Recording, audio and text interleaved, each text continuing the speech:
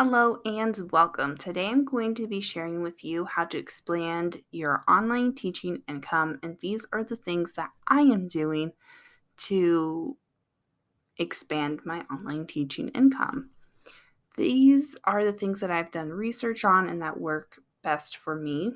They may not work the best for you, so please do your research so that you can decide what's going to work the best for you. So, my top four online teaching platforms are going to be Teachers Pay Teachers, TeachSimple, Made by Teachers, and Classful. Now, Teachers Pay Teachers is my number one place that I'm going to be selling on. And then these are just like my side areas I'm going to be selling. They're not in a particular order. And those are kind of the ones that I chose that I think is going to work best for me. Now, what I was looking for was I wanted to utilize the products that I already have made. And one thing that was important to me was I wanted no upfront cost options, which is why Etsy is not included in this list. And for me, I've been watching tons of different YouTubers, and here are their channels below that I typically watch. And Becca Davis just put out a video, and if I think about it, I'll put a link in the description. But she talked about committing for a year to the side areas that you're going to put your products on. So I'm actually going to do that. I'm going to commit for a year. And for me, my year starts in August just because I'm pre-planning and creating products now for August. Now, my number one platform that I sell on is Teachers Pay Teachers. And if you're unfamiliar, they have two basic memberships. One is a basic seller and one is a premium seller. I am a premium seller and I paid the $60 a year, and I definitely think it is worth it. One reason why I initially went for it was because I do video uploads, and that is supported through premium seller. And you obviously get a higher commission on your sales. And also, at any point, if you want to take screenshots of these platforms, go ahead and do that. I do that all the time during videos. My next platform is Made by Teachers. So they have two membership plans. One's basic, and then one's a premium plan. It's very similar to Teachers Pay Teachers, I feel like, in their plan structure. So there is that. I would say that the pros to this platform is that it's the same format as Teachers Pay Teachers. And when I say format, you can reuse your listing pictures from Teachers Pay Teachers. They're the same aspect ratio and everything, and you can put it on Made by Teachers. So it's very easy to copy and paste it. And they use PayPal. That was a pro for me as a payout method. I think that's might be the only payout method they do. And one thing I don't like is that they have Google Ads on their website. I don't know, something about that just it doesn't sit well with me, but I try hard not to think about it too much. So we will see where that goes. I don't know. So there is Made by Teachers and Classful. Once again, it has the same format as Teachers Pay Teachers. I don't know if this is a pro or a con, but it uses Stripe. I had to sign up for a Stripe account. It was super easy to do, but that's just not a payment form that I'm used to doing. And it is free to sign up. They make it easier for sellers. They don't do a subscription fee. Instead, they charge a seller fee of 5% and a processing fee per transaction. So far, I can't think of any cons that goes with Classful.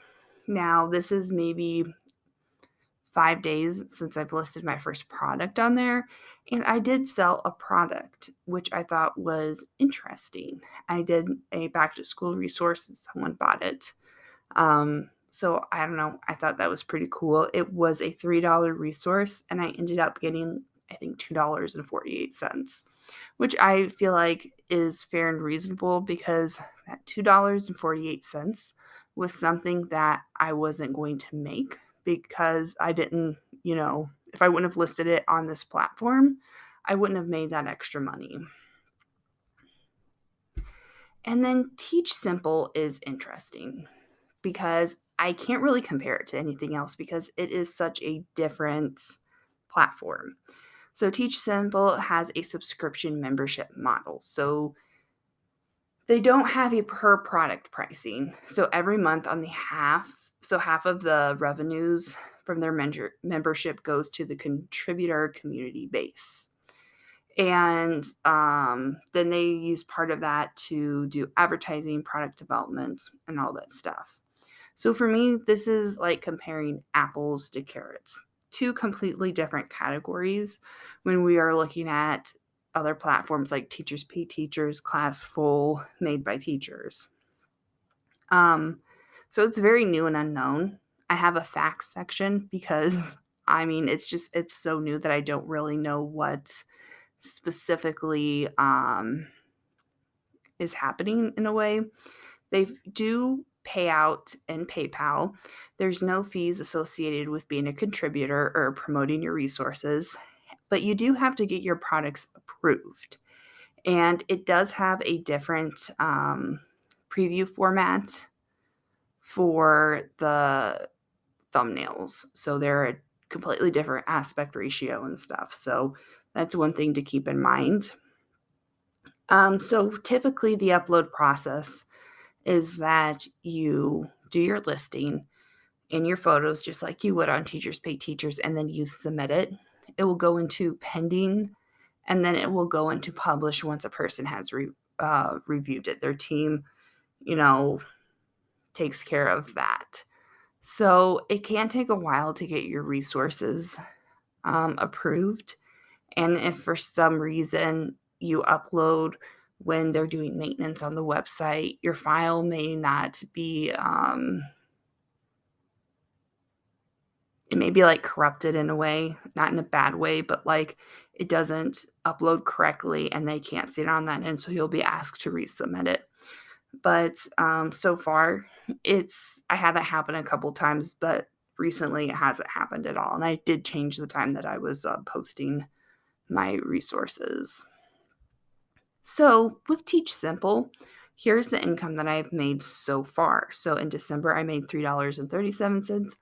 February, I made $5.05. And March, I made $2.33. And obviously, $10.75 isn't a lot of money, but it's interesting to see that I am generating a little bit of income from this platform.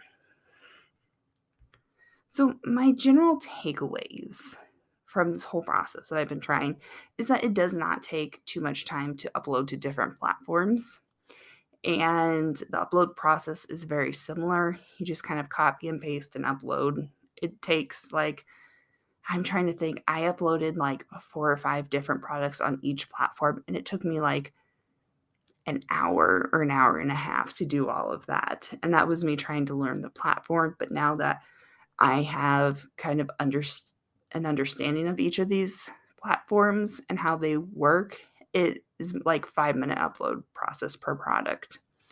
And one thing that I really got is that you might make extra money that you weren't going to make if you just stick with one platform. And it's the whole idea of not putting all of your eggs in one basket.